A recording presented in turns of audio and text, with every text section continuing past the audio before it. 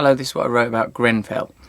Sometimes there's a news story that has a power that reaches beyond the material facts, even if those facts are themselves potent.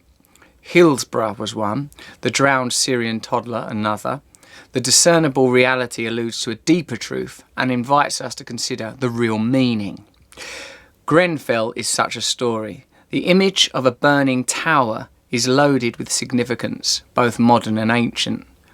The facts, the deaths, the suffering are in themselves appalling, yet the meaning of this story, due perhaps in part to its timing, is quickly becoming revealed.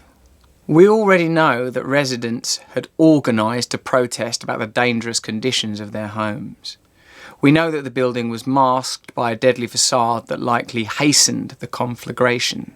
We know that the conglomerate that owned the building had been negligent. We know that we have a government that refused to responsibly regulate housing for the poor. We know that we live at a time where poor people are being continually maligned by austerity. Austerity is not frugality. It is brutality. It is violence. Whilst the Conservatives are in government, they are not in power.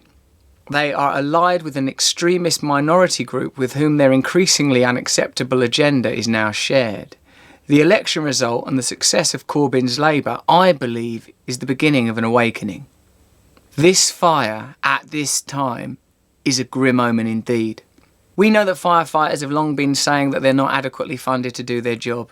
We know that public services are being deliberately eroded, and we are beginning to understand that for many years power and wealth has been seditiously siphoned upwards. It began in its contemporary form with Thatcher and has continued with successive governments under a variety of banners ever since. They lied about Hillsborough. They lied for decades, but the truth was revealed. Ineptitude, prejudice and corruption killed the 96.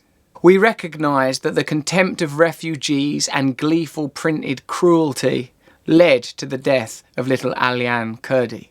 Grenfell has portent beyond even the unthinkable suffering of its victims. It was a pyre of ordinary people whose voices and needs had been ignored, whose cause had been maligned, the flames of the fire fanned by the constant damnation of this government and its media partners.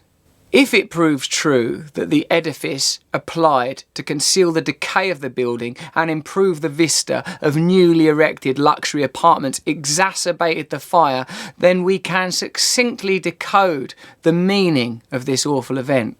The Grenfell residents were sacrificed for greed and comfort.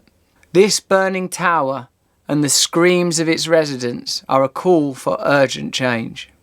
When I first saw the image, like a well-trained citizen, I thought, terrorists.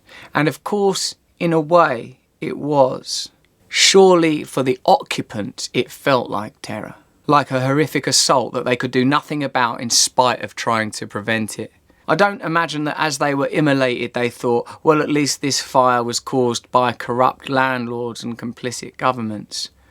These terrorists can only be beaten by defiance, disobedience and solidarity, by direct involvement in politics and by supporting progressive leaders that want real change and are willing to confront the powerful. Perhaps then this tragedy may have a meaning beyond corruption and neglect. It could be a chance to tear down the facade and face up to the reality we are living in.